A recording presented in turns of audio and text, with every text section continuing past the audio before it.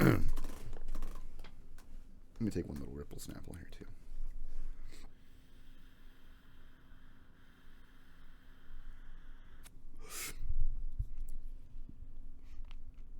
Man, that is definitely Mac. You want to hit it? No, I'm good. Are you sure? No, I'm good. Thank you. Appreciate it. Actually, pretty impressed. Congested if I take a hit. Hopefully there's no pesticides in that unregulated ass cartridge. I think about that at night. I'm like, fuck. Yeah, even the regulated ones are still fucking pesticides in those things too, dude. And it's like such a it's concentrated, so the amount is thereby concentrated too, you know? Yeah, it is what it is. Yeah, I should just go back to fucking smoking flower and get pesticides and far lower Yeah. Full spectrum, you know? Full spectrum pesticides.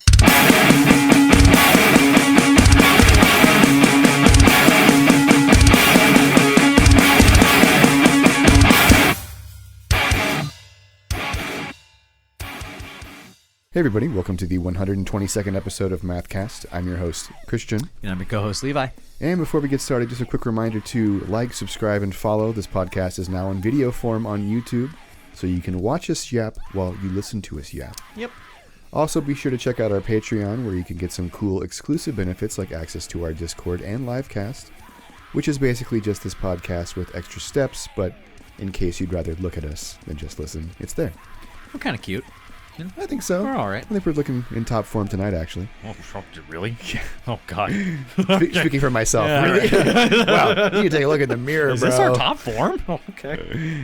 I mean, the bags under my eyes are not as bad as they usually are, so I'm looking like a San Francisco 6, but a Sonora 8. You easily look like you're young 45 right now. Thank you. I really appreciate that. I am 58. Yeah, exactly. For our listeners who don't know what I look like or how old I am.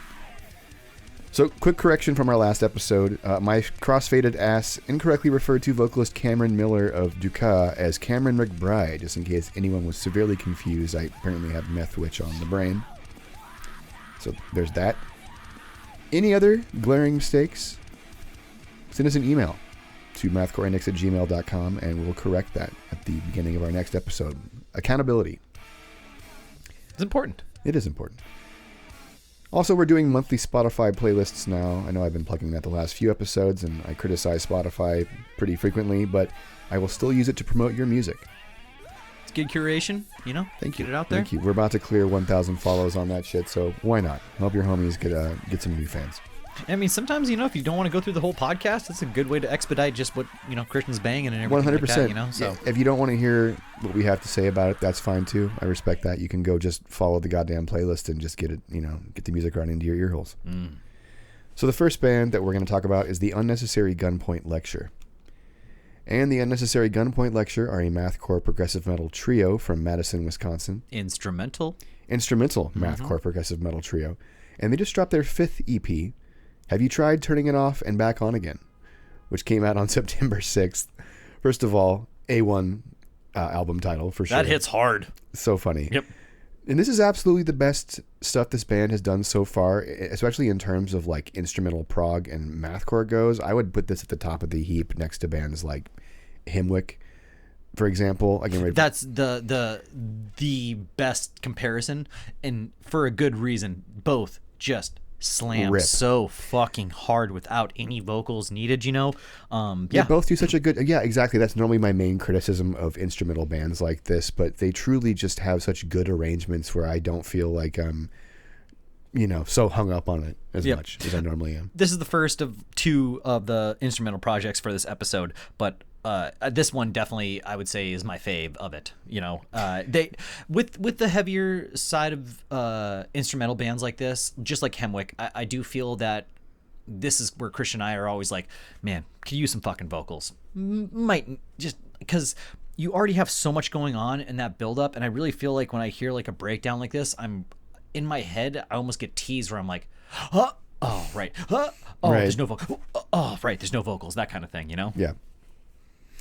Yeah, but they still do it extraordinarily well. This is some super good shit. It's not on the same level of technicality as like Behold the Octopus, for example. Like they're not like that progressive. They really focus more on like the low end register of what they do. So the result is you get a lot more breakdowns out of what this band does. Definitely more groove going on here. I mean, Behold the Octopus is like, Prog. I got to pull out the calculator. I got to tilt my head a little bit. I got to focus. Yeah, it's straight up what I'm saying? avant-garde. This is more like traditionally mathcore in a way that it's got jazz breaks, lots of odd meters, chromatic runs. Absolutely. Panic chord breakdowns. They're played on 9-string though, so it really is it's very heavy and like groove oriented, almost in kind of a Meshuggah-y way sometimes as well. So naturally, when you meme into the void and the void memes back, Super awesome good. track. Excellent opener. As well, really enjoyed God, I could not get that out. An irresponsible use of time travel. Yeah. Fucking amazing. Really, really enjoyed it. Just both of those tracks are excellent. once again, I just got teased a little bit. Those are the tracks where they really sort of brought the new synth layering into the inclusion a bit more. I feel like it's very that atmosphere going on there, man. It's really complementary, exactly, adding some atmosphere to the breakdowns, adding a bit more jazzy context to some of the more like experimental moments as well. Yep. Yeah, this is definitely holding my interest quite a bit. Even though there's not vocals, it's there are vocals though very occasionally though actually. Just like with the other project we're talking about, Yeah, very very brief inclusions on just another subdivision in this long ass subdivision. I feel like in mathcore and math rock instrumental projects, there's always those group chants that we just they just always get figure their way in there, Right. Clever Girl, Tatuo, Crash of Rhino. Totoro, Yeah. Totoro, yes, thank Crash you. of Rhinos. Yes, absolutely, man. Yeah, so there, again, that being said, there are a couple very brief moments where there are vocals, but they're sort of few and far between. There's also a vocal inclusion on If a Hen and a Half Laid an Egg and a Half in a Day and a Half. How long would it take a monkey with a wooden leg to kick the seeds out of a dill pickle? You just made me say that, and I'm not particularly happy about it. I'm upset.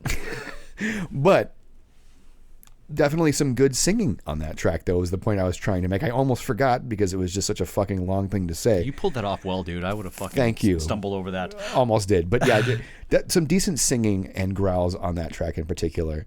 Again, my main issue, there's no vocals. It would just be so much more interesting if there was. And I also feel like the production could also be a little bit better, too. Yeah. I mean, yeah. That being said, I would still give this an 8 out of 10. 8 out of 10. Agreed. This is a solid 8 out of 10. No problem. The opening track, the meme song, irresponsible use of time travel, as we talked about already, and a few hostages are always expendable. Also bringing some pretty good moments, too. Yep. And straight up jazz breaks on the closing track as well, if I'm not mistaken. But yeah, so let's go ahead and give them... What is it again? I'm sorry. When you meme into the void and the void memes back. And that is track 1 off of Unnecessary Gunpoint Lecture's new EP, Have You Tried Turning It Off and Back On Again, which dropped on September 6th. Here we go.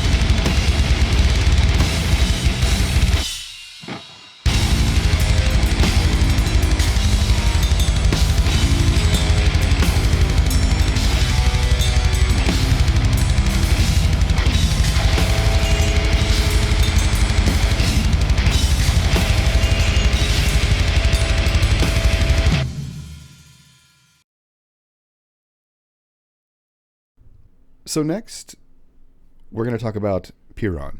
Mm-hmm. And Pyrrhon are a death metal quartet from New York City. And they just dropped their 5th full-length album, Exhaust, on September 6th via Willowtip Records. And to talk about their sound, they are sort of at the forefront of this new wave of technical death metal. And by far one of the most original sounding acts as well, I would say. So unique. Like, they definitely, much like Mathcore, they really... Technical death metal tends to pull from a very small pool of influence when it, for example, Gorguts being a very prominent one right now. So it's refreshing to hear a band kind of like go out in a different direction. They're very angular, like Gorguts, right? We're going on that side. Very just jeering, cruel undertones. It's extremely progressive death metal at its best there, Yeah, it really, I think it has a lot of Mathcore appeal. Like if you're Absolutely. a fan of Mathcore, I think this would be a good introduction to technical death metal for sure. I think that their sound has become more amorphous on that note with every record as they start to integrate different styles to the point where I'm like, this reminds me of something that Chris Arp might do, like on the first track, really Not Going to Mars, that, yeah, what is it? Just the guitar work on that track in general, or the repetitive artificial harmonics on First is Tragedy, Then Is Farce. Also, like the jazzy chromatic chords on Luck of the Draw. That kind of sounds like number 12 Looks Like You. Exactly. So like that part right there, like really, wow. I was getting big time number 12 vibes there. Back to not going to Mars. Like I'm telling you, like that is a great fucking intro to this album. It just kicks down the fucking door. Yeah. It's amazing. Super good. Have you ever looked up like what Pyrrhon is? The Pyrrhonism, it's basically I looked it up. A skeptical philosophy pioneered by ancient Greek Pyrrhos. So it's like I did not know that. Kind of surprisingly, I never took the time to look that shit up. Greek philosophy. Yeah. So Pyrrhon, interesting. Yeah. As opposed to like Stoicism. Yes. Anyways, with this, don't be a stoic. I want to say, like Pyrrhon. Not only are they going in a different route where they're very, they're less separate. adhering. They're less adhering to conventional death metal shit. Like it's different. It just hits different. Dude, Doug's vocals are so distinct and they fit so well with Pyrrhon. They are so frustrating, scathy, gargly at times. It's just and that very distinct production with the reverb on it too. I fucking love it so much, man.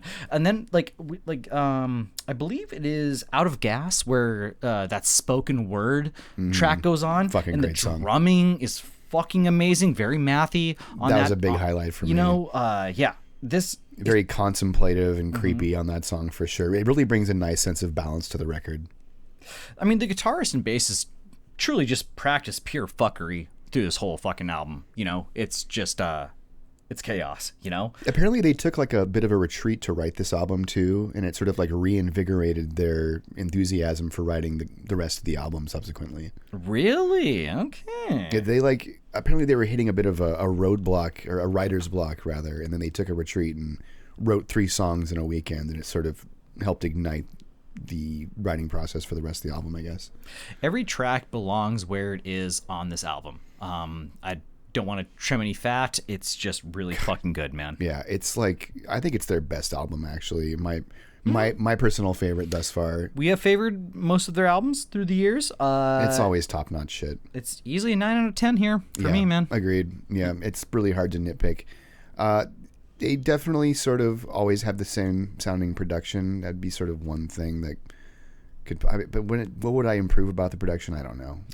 This is just like a few other bands out there, but when I try to describe this, it is so exhausting and frustrating. Yet, I mean that in the best way. Like I get tired listening to this a little bit. And I love it. It's so fucking good. I think the track, though, mine, Not Going to Mars, was my favorite. Yeah, same here. Definitely a big highlight for me, too. Again, First is Tragedy, Then Is Farce, Out of Gas, Stress Fractures as well. Seem to be already getting mealy-mouthed. two bands. We can't do Out of Gas just because of it just being the spoken word. I also did like the song, what is it? Hell Medicine. That reminded me of something that See You Next Tuesday or Daughters might do with those slidey parts. Yep. Good call. Really enjoying that track as well. But yeah, I agree. We should give them Not Going to Mars. So we're going to play Not Going to Mars, which is track 1 from Exhaust, which is Pyrrhon's new album that came out September 6th via Willow Tip Records. Here we go.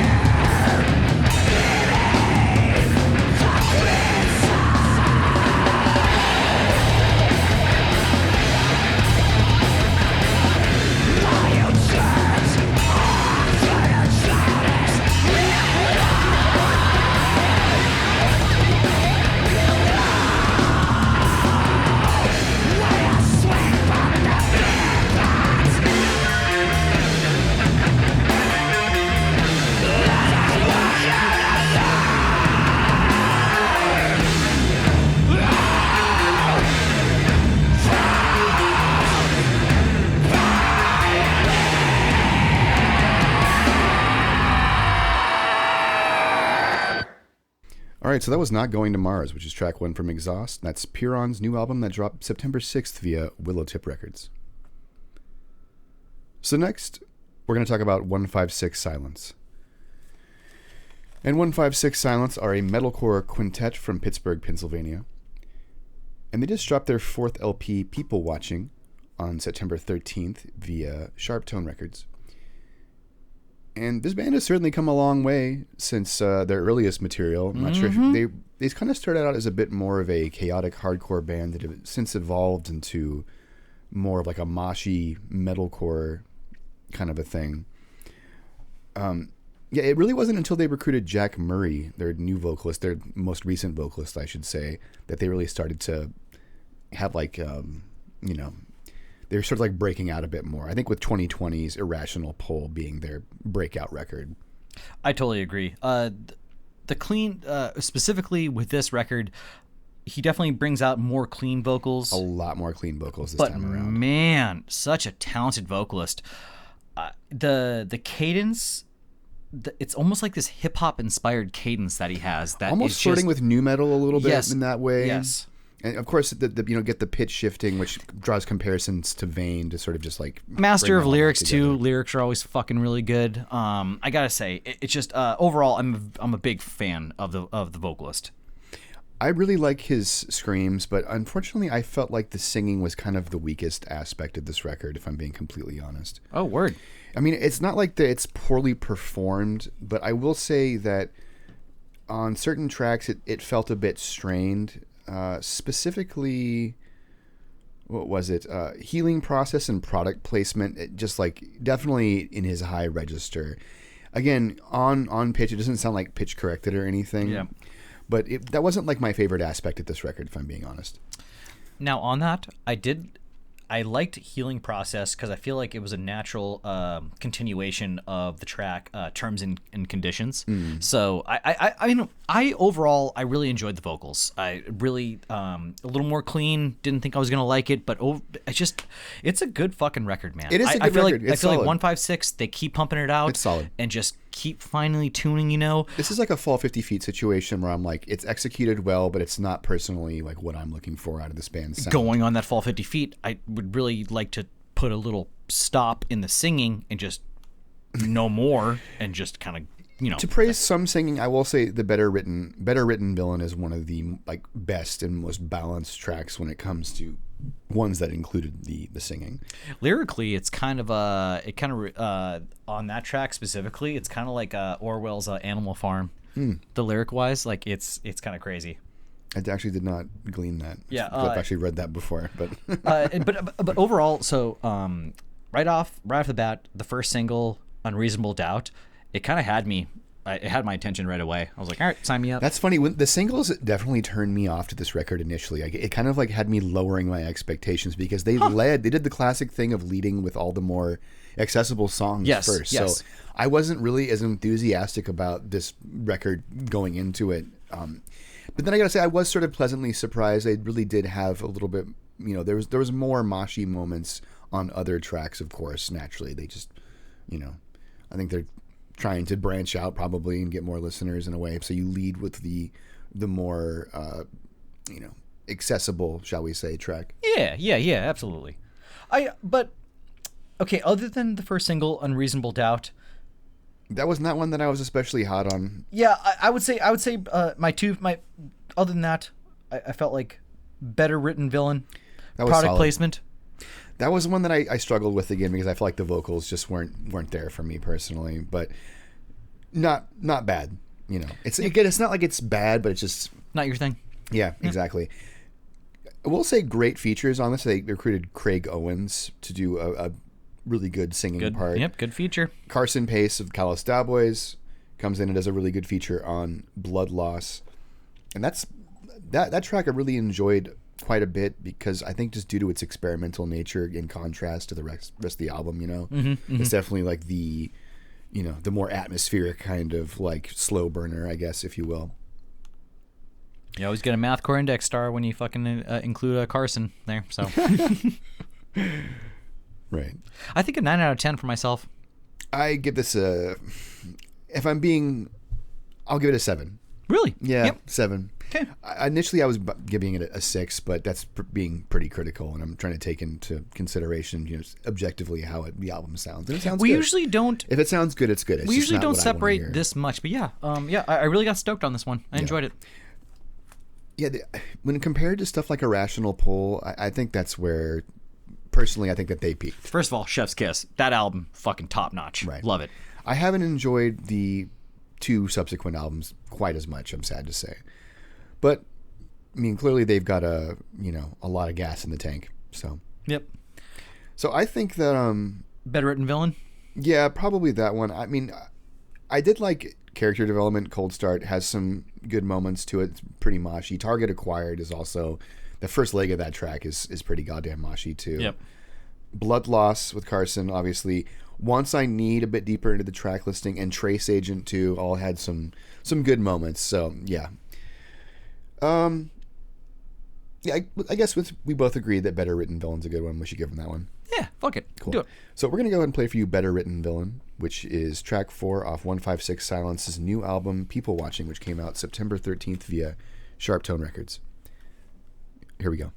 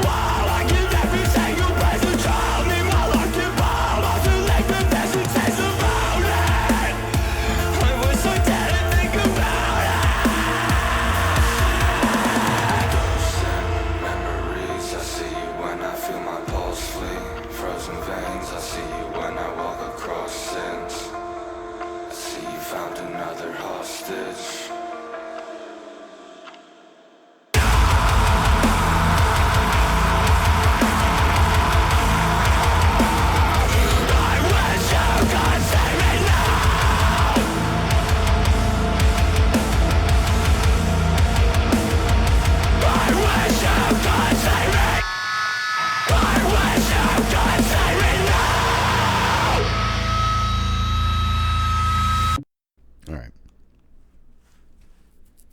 So that was Better Written Villain, which is track 4 from 156 Silence's new album that dropped on September 13th via Sharp Tone Records. So next, we're going to talk about And So I Watch You From Afar.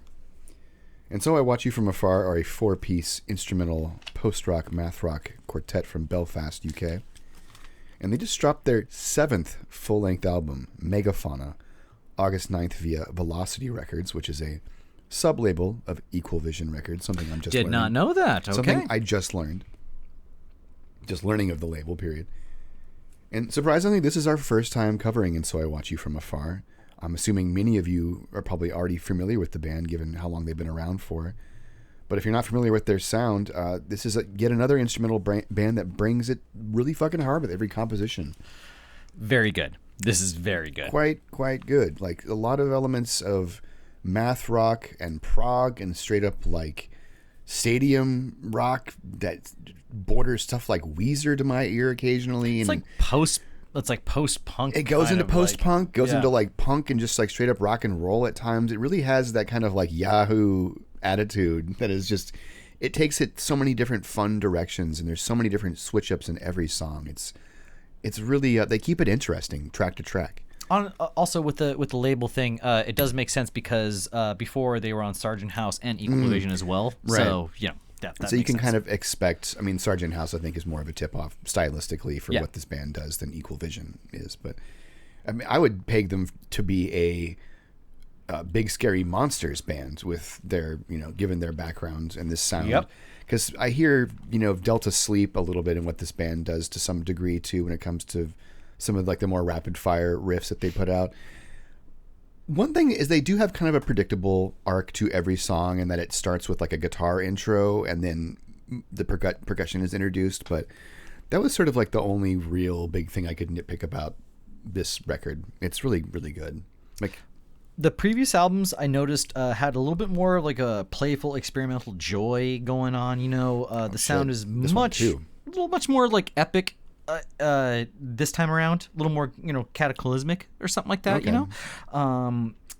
But yeah, it's heavier for sure. It's definitely heavier. There's like big riffs. I can think of many of the riffs in my head like vividly right now. That first track, wow, just what is it, North Coast Megafauna? There's so much to unpack in that track alone.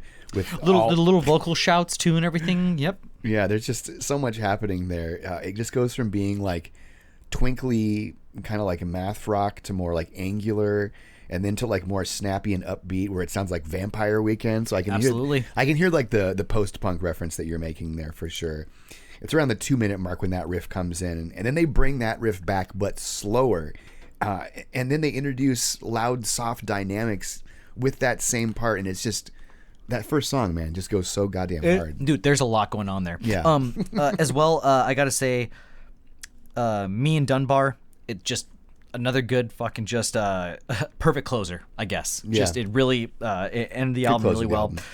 Favorite tracks, I gotta say the North Coast Megafauna, of course, Yeah. and then Mother Belfast 2.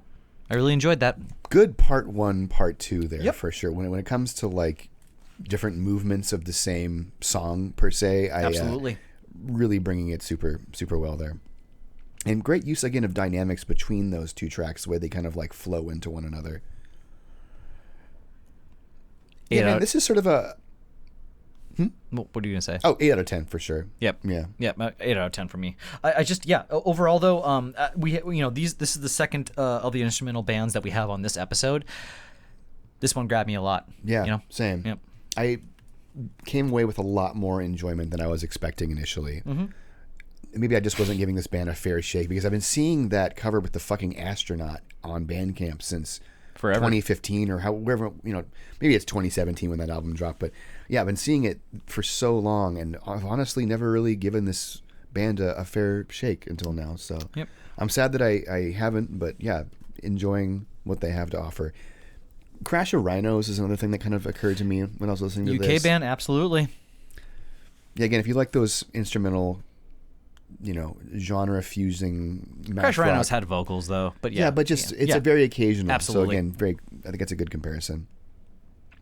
So yeah, we're going to go ahead and play for you North Coast Megafauna, which is track 1 from Megafauna, and that's And So I Watch You From Afar's new record that dropped back in August via Velocity Records.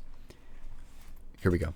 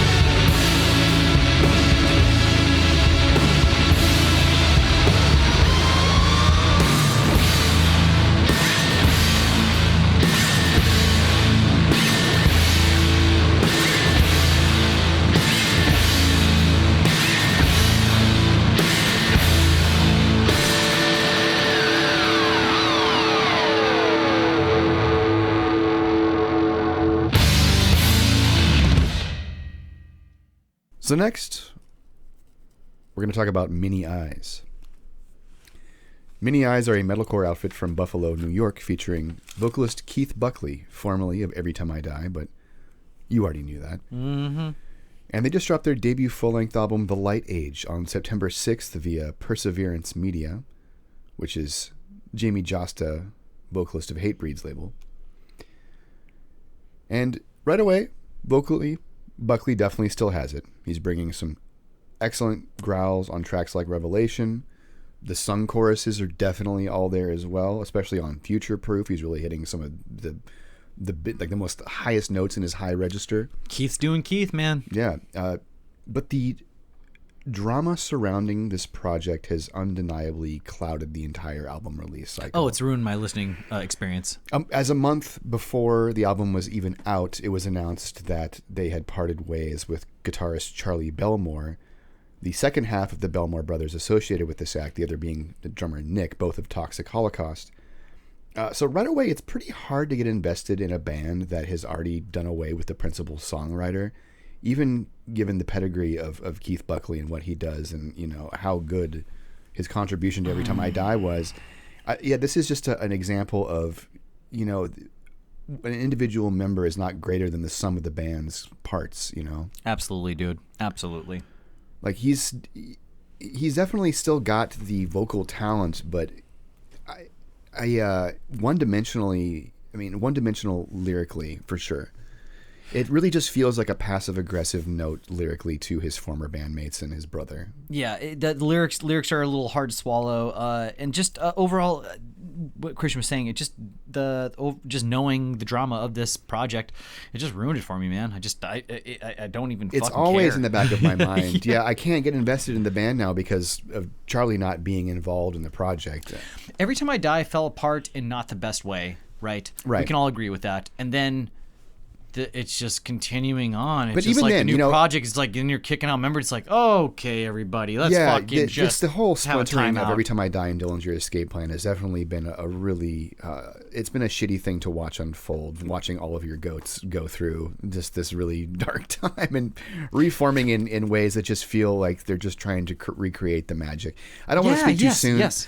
I don't want to speak too soon about this Bitter Lovers record because it's not out yet. But this Mini Eyes record is certifiably a pastiche of Every Time I Die riffs. I mean, very clearly. You know, I want to just sort of talk about the problem with this record is that it's very derivative. I mean, it's not like terrible or badly performed or poorly written, but it's certainly not very original. And it definitely feels like, again, it's just a poor attempt at recreating the magic from a band that is no longer active. Yeah, because it's like I hear Keith and like it's familiar, but it's not what I'm expecting. You know, that kind of thing. It kind of boils down to even like just check out the artwork. It's not. I saw a comment that said it's some temptation of Christ shit. Yeah, it's interesting, man. That kind of stuck with me. Yep. Yeah, I don't care for the art. It was done by the guy from Touche Amore, which is, I guess, cool. But yeah, I didn't care for the art either. Yeah, there's just a whole air of sanctimoniousness about this record that really makes it difficult to enjoy as well. Keith is obviously very much born again and in love, and he spells that out again and again lyrically on this record. Yes. I gotta say, just overall, it's a no for me, dog. You know? Yeah, I mean, it also just has a really awful close to it. The piano ballad with the 16-bit sounding vocal samples, it sounds like it's straight up pulled out of the opera scene of Final Fantasy VI. Ooh. I know that's not a reference that you necessarily... I know about you. You like your Final Fantasy, bud. 7? Yeah, exactly. That's my game, dog, you know. Showing my age there, dating myself.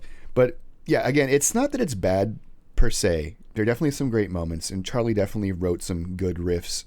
And Keith can clearly still craft those memorable lines. You know, I don't want to like discount what he does. Like, good lyricist, man. He's absolutely a master at writing lyrics. You know, fuck off, I'm in love. What don't you understand? Fuck off, I'm in love. I rebuilt this heart by hand. Which, again, does read like a passive aggressive note to his former bandmates, but I think it was still pretty impactful in the context of this song. Yep.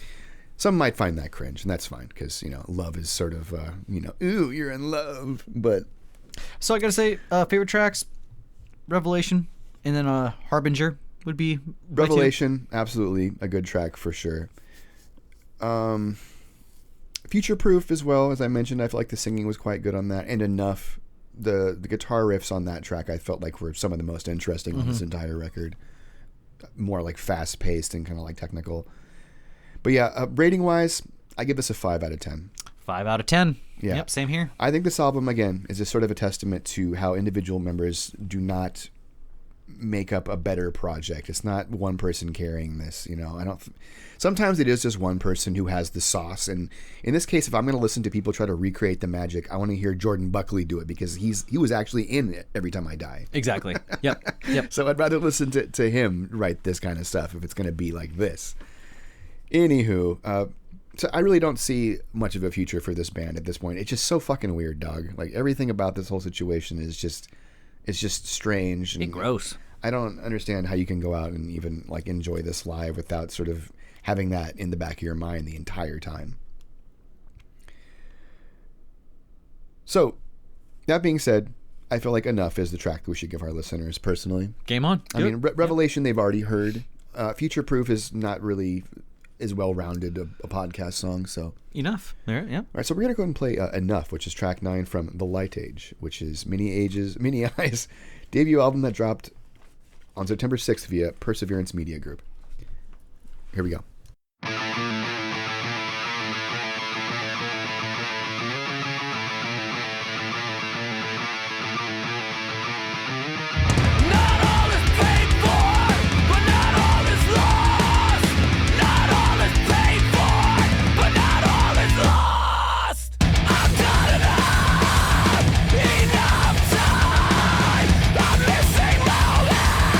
Perfect and cried. I've had enough.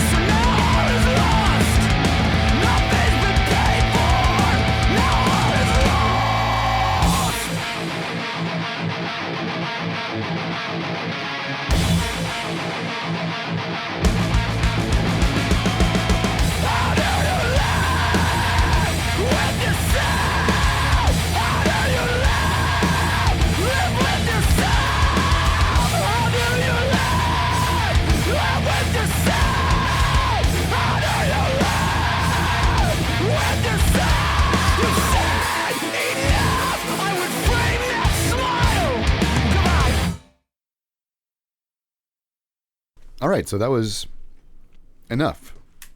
Yeah, exactly. Enough indeed. Enough. When the singing came on, holy shit, I definitely cringed just a little bit. You know, I love Keith Buckley so much. Like, again, one of the best vocalists in the game, but this is sad. It's honestly fucking pathetic. I hate it. Giving it a 5 feels generous in retrospect, honestly. Anywho, we gave Keith Buckley a 5. You gotta you gotta respect what he does as a vocalist, but yeah, it's just definitely not his A game there. Certainly not lyrically, and definitely not singing wise on that particular cut. Some are better than that. That being said, moving on. Now, away from the fucking old turds into some new young blood going on here. New blood, yeah. Dude. So next we're gonna talk about Rex Kwon Do. And Rex Kwon Do are a chaotic hardcore / mathcore outfit from the East Bay, here in the Bay Area. Holla! And they just dropped their debut demo on September 8th. Yes, demo. You heard that right. This is some exciting shit, honestly. This is sort of like a one-way mirror moment in which, you know, it's just... Not only are they from my area, they're just they're a bunch of kids, ostensibly, you know. Very young, and just Christian and I both were in bands when we were younger too, and just like it's great to pull up YouTube and just like see like some house shows of just some very young guys playing music, and it's just it's undeniably exciting to see a younger generation keeping this shit. And alive. like you said, it's the demo. This is the beginning. Let's keep it going, boys. Let's fucking go. They seem like they have a lot of hype online as well, with a bunch of like live footage up of them as well already. We got some dual vocal going on here, and I really enjoy that. Right. Always been a fan of dual vocals. I just love the energy. I love the back-to-back.